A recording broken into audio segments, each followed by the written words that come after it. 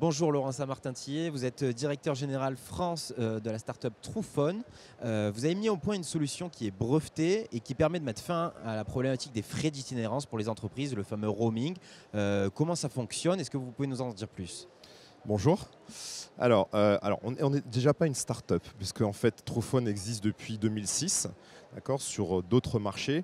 Mais en effet, on est start-up si on part du principe du fait qu'on ouvre la France au mois de fin octobre. Voilà.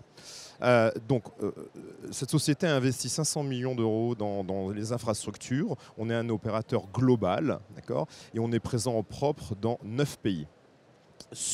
Mais on peut atteindre à peu près 180 pays avec des accords tarifaires. Mais on est en propre dans 9 pays. Ça, c'est important parce qu'on en reparlera par la suite.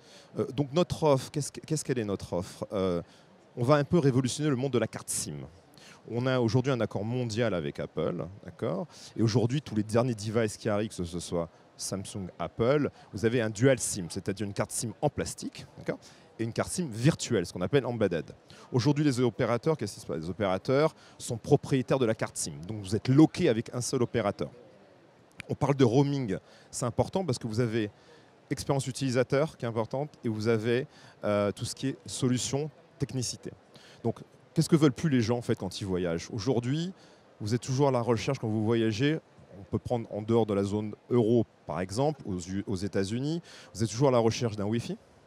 Vous êtes toujours à la recherche peut-être d'acheter une carte SIM locale pour pouvoir la mettre dans votre portable.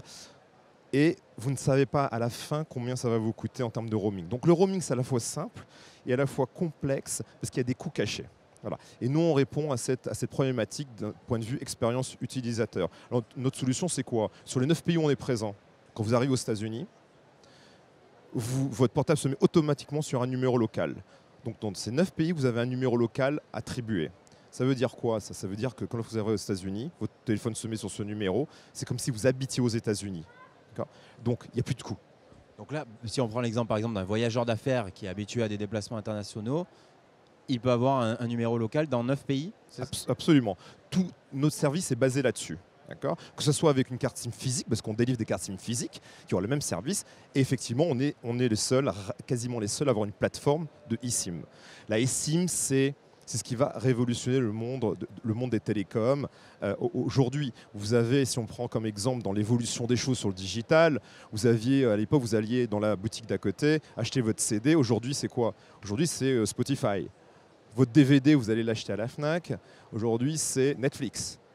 Et tout ce qui était disquette informatique, aujourd'hui, c'est dans du cloud, AWC. La carte SIM, c'est pareil. Dans quelques années, voilà, on va passer effectivement de cette carte SIM en plastique à une carte SIM virtuelle. Alors, ça impacte quoi sur les opérateurs télécoms? Évidemment, les opérateurs télécoms freinent un peu. Pourquoi? Parce que vous ne serez plus, la carte SIM ne sera plus la propriété d'un opérateur. Donc, le client deviendra volage, c'est-à-dire il pourra aller là où se trouve son meilleur data plan, ce qu'on appelle data plan pour voyager. Et alors, vous l'avez dit, vous avez été créé en 2006, Truphone. Oui. Vous apprêtez à vous lancer sur le marché français dès novembre. Pourquoi ce lancement maintenant et quels sont vos objectifs en France? Alors, le dernier pays qui a été ouvert était l'Espagne il y a 5 ans. C'était la première vague on était full MVNO dans ces pays. Hein. Attention, comme on sera full MVNO en France avec Orange. On voulait, pourquoi l'Espagne avant la France? Parce qu'on voulait attaquer le marché LATAM. Ensuite, depuis 5 ans, nous n'avons pas ouvert de nouveaux pays en propre, c'est-à-dire un full MVNO, mais la France est le premier dans cette nouvelle vague à être ouvert, donc fin octobre.